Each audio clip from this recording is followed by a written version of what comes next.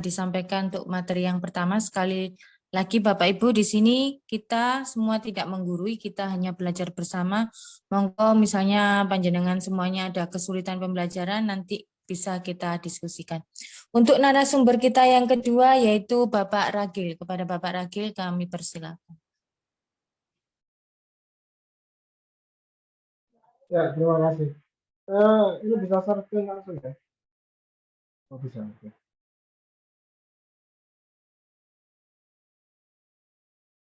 Terlihat ya, Bapak Ibu?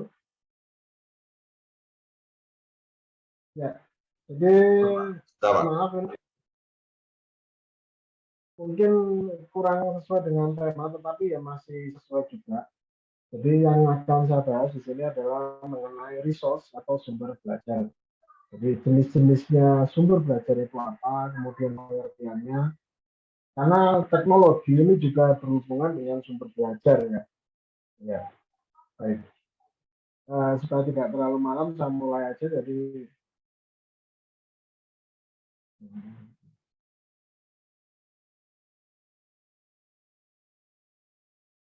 nggak kelihatan. Ya. Resource atau sumber belajar. Pengertiannya, resource ini adalah can include whatever is available to help individual learn and perform competently.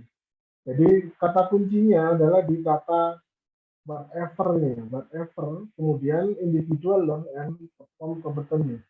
Jadi artinya resource ini adalah sumber daya ataupun dukungan, termasuk di sini adalah sumber termasuk adalah sistem pendukung dan bahan ajar serta lingkungan yang tersedia untuk membantu seseorang itu belajar atau untuk membantu seseorang itu tampil dengan performa yang kompeten atau tampil dengan kompeten. Itu jadi pengertian dari resource atau sumber belajar. Ini pengertian ini ada di bukunya Alan dan Molenda, Educational Technology sebenarnya. Nah, kemudian sumber belajar berdasarkan asalnya itu dibagikan menjadi dua. Yang pertama adalah by design dan yang kedua adalah by utilization. Apa bedanya? Kalau by design di sini didefinisikan adalah some resource can be used to facilitate learning because they are specifically designed for learning purpose. They are usually called instructional material or resource. Jadi kata kuncinya jika by design, maka di sini adalah specifically design. Jadi memang didesain khusus untuk tujuan pembelajaran. Jadi sumber belajar by design ini adalah sumber belajar yang didesain khusus untuk sumber pembelajaran, untuk tujuan pembelajaran. Misalkan buku, kita membuat buku untuk pembelajaran. Tentu kita membuat bukunya itu kita sesuaikan dengan tujuan pembelajaran. Tujuan pembelajarannya apa? Atau membuat video. Membuat video, kita sesuaikan videonya. Videonya misalkan cara mengoperasikan peralatan evaporator misalnya jika di mapel saya ya. Nah, maka ini sesuai dengan tujuan pembelajarannya. Jadi video tersebut itu adalah by design. Kemudian yang kedua adalah by utilization. By utilization ini diterjemahkan sebagai other resource exist as part of the normal everyday work, but can be discovered, applied, and used for learning purpose. These are something called real world resource. Nah, kalau yang by utilization ini adalah sebenarnya media atau apapun itu, sumber apapun itu tidak didesain untuk pembelajaran, tetapi bisa digunakan untuk pembelajaran. Misalkan pembelajaran bahasa Inggris, ada lagunya Bon Jovi misalnya. Bon Jovi waktu ngarang lagu kan nggak mungkin dia, aku saya ngarang lagu supaya untuk belajar SMA. Kan nggak seperti itu, dia ngarang lagu yang buat lagu aja untuk kita dijual. Tetapi ini bisa kita gunakan sebagai sumber pembelajaran. Misalkan anak-anak disuruh ngartikan atau disuruh memparafrase ya liriknya. Nah, di sini berarti videonya atau lagunya Bon Jovi ini berarti adalah sumber belajar yang by utilization. Jadi ini berdasarkan sumbernya ya, by design dan by utilization. Kemudian selanjutnya adalah mengenai jenis-jenisnya. Yang pertama adalah tools, material, and device. Ini biasanya digunakan secara bersamaan, tetapi ada perbedaan antara tools, material, dan device. Saya beri contoh misalkan materialnya adalah video, maka tools di sini video untuk materialnya adalah video, konten yang dituangkan pada sumber belajar yang dapat diakses melalui pemanfaatan alat. Toolsnya itu adalah sekarang kita menggunakan komputer, maka toolsnya itu adalah komputer plus softwarenya. Karena kalau kita menggunakan laptop itu tidak terinstal pemutar video, maka tidak akan bisa memutar video, gitu ya. Jadi toolsnya itu adalah komputer atau laptop plus softwarenya. Materialnya itu adalah videonya, sedangkan device-nya ini adalah laptopnya saja. Jadi kalau tools ini adalah hardware plus software, tetapi kalau device ini lebih sederhana, karena itu biasanya dia adalah hanya hardware saja. Jadi kalau misalkan contohnya itu video, berarti kalau toolsnya itu adalah komputer atau laptop plus softwarenya, materialnya adalah video, device-nya adalah laptopnya itu. Kemudian sumber belajar yang lain adalah orang. Jadi orang ini sama juga dibagi menjadi dua. Orang itu bisa sumber belajar orang sebagai by design dan juga bisa sebagai by utilization. Orang sebagai by design, misalkan tentu saja misalkan kita guru ya, guru ataupun narasumber yang yang sengaja diundang untuk memang direncanakan dari awal. Tetapi kalau yang by utilization ini orang yang dia sebenarnya bukan untuk pembelajaran. Misalkan kalau di SMK saya atau di SMK 1, itu kita sering mengundang yang namanya guru tamu. Guru tamu itu dari mana ya? Salah satunya dari pabrik CJI, yaitu Gedang Indonesia. Nah, orang CJI ini bukan untuk pembelajaran, dia di CJI itu untuk bekerja, bukan untuk mengajar. Ya. Tetapi kita datangkan sebagai untuk memberikan pembelajaran kepada siswa. Maka di sini orang yang dari TCI itu kita sebut by utilization. Jadi dia adalah sumber belajar by utilization. Kemudian sumber belajar yang berikutnya adalah pesan. Pesan ini adalah bisa berupa pesan lisan, misalkan materi yang disampaikan oleh guru, wejangan-wejangan yang disampaikan oleh guru ya, itu termasuk pesan lisan. Atau pesan tertulis. Pesan tertulis ini bisa tertulis dari pemerintah, misalkan undang-undang dasar, kemudian undang-undang KUHP dan yang lainnya, maka itu bisa menjadi sumber pembelajaran sebagai pesan yang tertulis. Yang kedua, yang terakhir, yang ketiga adalah pesan non formal. Pesan non formal ini seperti cerita rakyat, legenda gitu ya.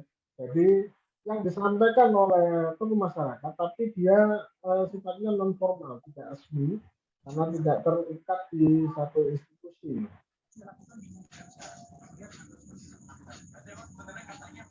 Kemudian yang berikutnya adalah setting atau latar.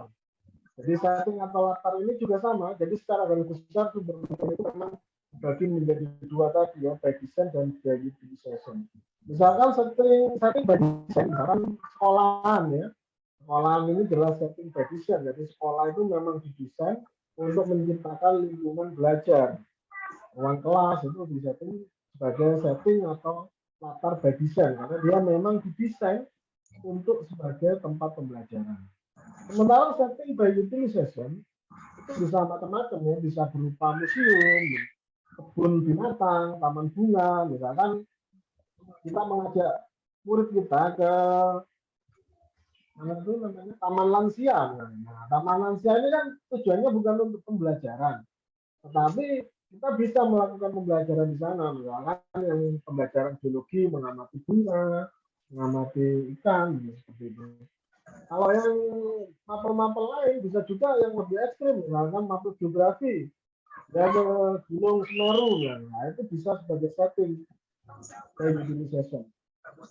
Jadi sumber belajar yang berupa setting by utilization. Kemudian adalah community resource atau komunitas ya, resource sumber belajar dari komunitas.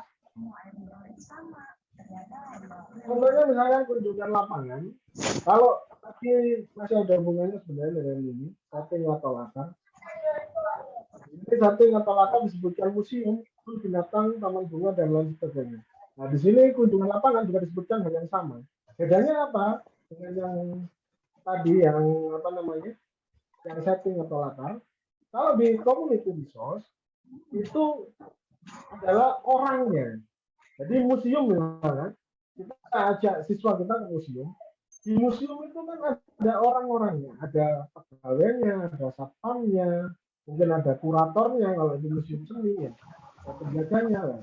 Interaksi siswa kita dengan mereka, dengan orang-orang di museum itu yang disebut community resource. Atau misalnya ke kebun binatang. Ke kebun binatang kan juga sama, pasti ada orang-orang yang ada apa namanya, ada pegawainya. Interaksi siswa atau interaksi kita ketika kita belajar di kebun binatang dengan orang-orangnya itu yang disebut community resource. Nah, ini bisa juga rumah sakit, kantor polisi, pemadam kebakaran, dan yang lainnya. Nah, yang kedua adalah kunjungan lapangan virtual ya. Jadi ini apa namanya, seperti kita ini ya, ini jadi seperti kita itu termasuk adalah community resource ya. Forum diskusi online ya, ini kita lakukan sekarang. Jadi kita ini saat ini sedang belajar dengan community resource sebagai komunitas, sebagai sumber belajarnya. Ya. Kemudian peran teknologi dalam menciptakan dan menerapkan lingkungan instruksional. Jadi ini kita ambil dari buku William Sherwood ini. Yang pertama adalah membawa masalah yang menarik dan kompleks ke dalam kelas. Jadi dengan teknologi seperti yang tadi sempat disampaikan oleh Pak Alfon, bahwa dengan teknologi akses informasi itu seperti tidak terbatas gitu ya. Nah, karena tidak terbatas tadi, maka kita bisa membawa masalah yang menarik dan kompleks ke dalam kelas. Jadi kalau dulu mungkin untuk zaman saya sekolah atau mungkin zaman Pak Alfon sekolah itu dulu, kalau ada berita di Amerika di mana, kita mungkin tahunya baru besoknya atau bahkan baru beberapa hari kemudian, karena sumber beritanya hanya TV dan koran waktu itu ya. Tapi kalau sekarang itu bisa live, langsung live. Kemudian menyediakan sumber belajar dan scaffold yang mendukung pembelajaran dan pemecahan masalah. Jadi